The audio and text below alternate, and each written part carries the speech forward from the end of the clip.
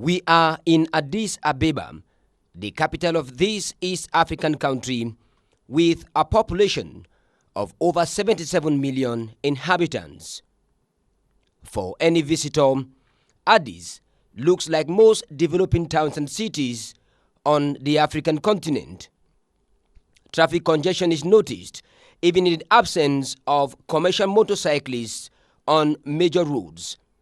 Beggars lay siege on most junctions, and the blue township taxis transport just a passenger at a time.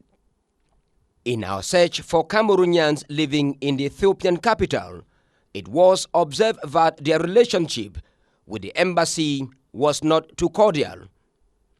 There were even talks of inadequate representation of Cameroon at some regional and international organizations, and in the case of Addis Ababa, the African Union. So this is the seat of the African Union based here in Addis Ababa, Ethiopia.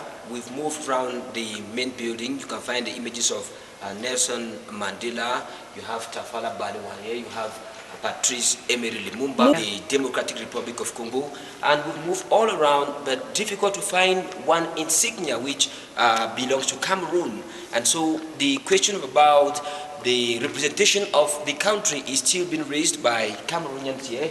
Some Cameroonians we met in the Ethiopian capital preferred not to speak on camera, but expressed regret to what they described as Cameroon's sloppy diplomacy. Others simply question when last the President of the Republic, Head of State Paul Biya, visited the African Union headquarters. The not-too-friendly relationship between Cameroonians and their embassy in Addis Ababa was the talk of the day. One of the things which people normally have to do is when you are in a foreign country, you have to register at the embassy because you have the right to consular assistance. But we know very well that that consular assistance is usually not forthcoming. So there's usually a hostile relationship between people who live out of the country and their embassies. Most of the Cameroonians you find here are actually professionals, and so there's a, I can say the relationship is warm and cold, so to speak. We also learned that the more than 150 Cameroonians living in Addis Ababa are mostly professionals working with international organizations such as the United Nations and the African Union and other non-governmental organizations. It was difficult to speak to officials of the association grouping Cameroonians, better known as ADDIS. There was, however, mixed feelings with regard to the relationship between Cameroonians and their embassy. There are usually complaints about how the consular offices function. I've heard some derogatory remarks as that the embassies actually function like offices in Cameroon.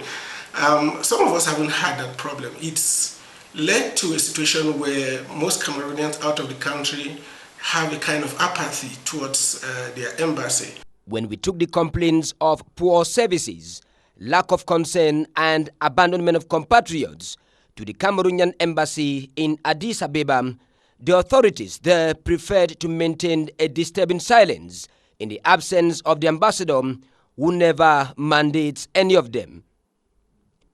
We also gathered from consular services that the accusations of abandonment were simply unfounded. The claim was that the diplomats are always too busy attending meetings, and so they spend little time in the Bole neighborhood office. We were almost curiously prevented from shooting images of the one-story building said to have been bought by the Cameroonian taxpayers' money. Have they come here today? No, Mr. Mida? Yeah. No, not yet. Till now they not come here? Yeah. It's 11 o'clock? Yeah, nobody from there. Today? Yeah. I'm a journalist from Cameroon. I came to my embassy. So I come at 3 o'clock? 3 o'clock, yeah. They close at what time? 5 o'clock. 5 o'clock in the evening? Okay. Well, when we come, Yes. I will give him just No problem. Okay. Yes. So if you come after 3 o'clock, Yes. okay, I'll give him. Okay. Thank you. You're welcome. To the ordinary Ethiopian, Cameroon remains an incredible country because of its football history. Cameroon, I know for football, is very famous countries for football. I know Samuel Eto'o, it's a song. It's very famous for football from Cameroon people. I like very much. Maybe I will come Cameroon after I finish my school. Through the major streets in Addis Ababa, it can easily be observed that the city is under vast construction. Story buildings are sprouting off the ground in the entire city. There is the construction of roads, bridges, and other infrastructure going on simultaneously. There was the impression that Cameroon has to borrow a leaf from the Ethiopian experience. One of the things you realize in Ethiopia at this moment, the entire country is under construction. That is one of the things you don't find in my beloved country. I hope that will happen because Ethiopia has a higher population. It's a very poor country. It doesn't have resources. But then one of the things they are trying to do is to improve their infrastructure that creates jobs for the people. That's a way of fighting poverty. They're actually developing their private sector. And the private sector is the engine of job creation, not the government. And so infrastructural development is one of the things they're really doing. You look around Addis, every area is under construction.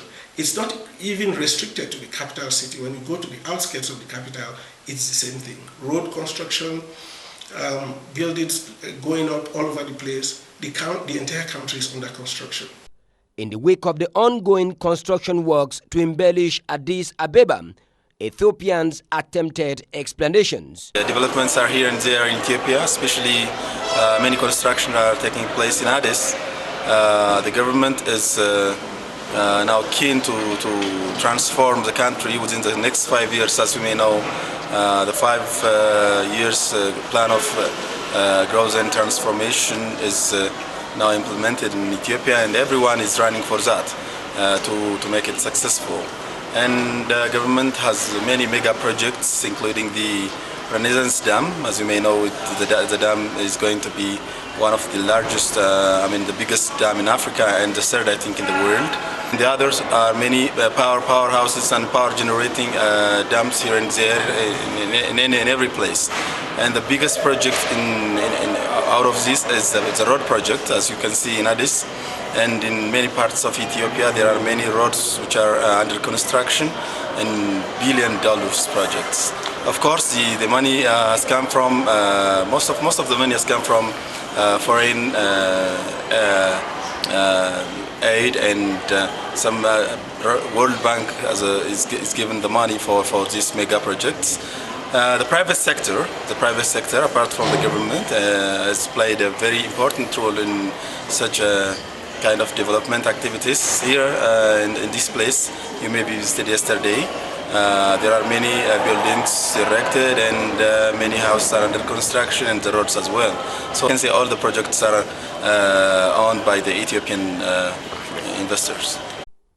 We also gathered that the current government is simply implementing the developmental plans started by the deceased Prime Minister Meles Zenawi. Ethiopia being the seat of the African Union, we took time to find out how the continental organization was grappling with the problems affecting the African continent. Africa faces a lot of challenges. Challenges of peace and security, conflicts in various forms, what one can describe as traditional conflicts, and of course the new threats that are emerging in terms of transnational threats, international crime, and other challenges. In the case of the Malian crisis and on humanitarian issues, AU officials said much was being done by the organization.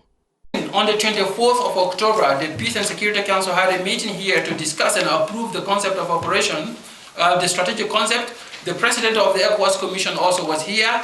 The head of the political affairs was here.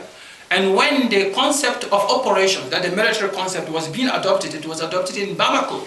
AU sent people there, ECOWAS sent people there, and then the chief of staff of the ECOWAS's army, the head of the ECOWAS's chief of staff defense committee, was here, General Bagayogo from Cote d'Ivoire, to present it to Peace and Security Council on the 13th of November. So it has been very, very close coordination. Our offices are not like UN offices or as such. Most of the time we are based here. We don't have field offices. We try to do as much as possible for the 54 member states we are taking care of when it comes to humanitarian issues. And I want to add to that issue that, you know, when you look at AU is not here, is not there, we usually also collaborate very well with our partners. That is why IDP Convention is the first ever binding instrument, legal instrument in the whole world. We also gathered from African Union officials that the war in Libya, which financially contributed enormously, affected the smooth functioning of the African Union. Libya was one of the big five, and I think it still is, although they had requested for an assessment downwards, but I guess this has not been done. Libya is one of the big five. They give 15%, Egypt 15%, South Africa 15%, Nigeria 15%. Yeah, those are our main, and Algeria 15%. So between the five of them, they contribute 75% of the AU total budget. So, I mean, it was a big problem for the AU when we had the Arab Spring, because it affected our funding, because that's 45% of AU funding comes from the northern countries. What are the other countries doing? They're just there to consume, or what are they doing? No, between the others, they pay the 25%. Between the other 49 countries, they pay the 15%. Some of the 54 member states were also indicted for failing to contribute financially, though previewed sanctions were very unclear. Several media men picked holes with the AU's inability to provide timely and adequate information to journalists on the African continent. We are trying to set up a network of journalists and to make the link with those journalists to give them the information on that. Are we doing what we have to do? No, there is some weaknesses, yes, we recognize, but we are working to be the source of information on the right time, to give the information to the journalists. But we believe a lot on this networking. So if you are in this country and your colleague in the other country, you can exchange the information, we can help us assist. From a very fair point of view, keen observers were of the opinion that Addis Ababa will fast develop in not too distant future as compared to the capitals of other African countries.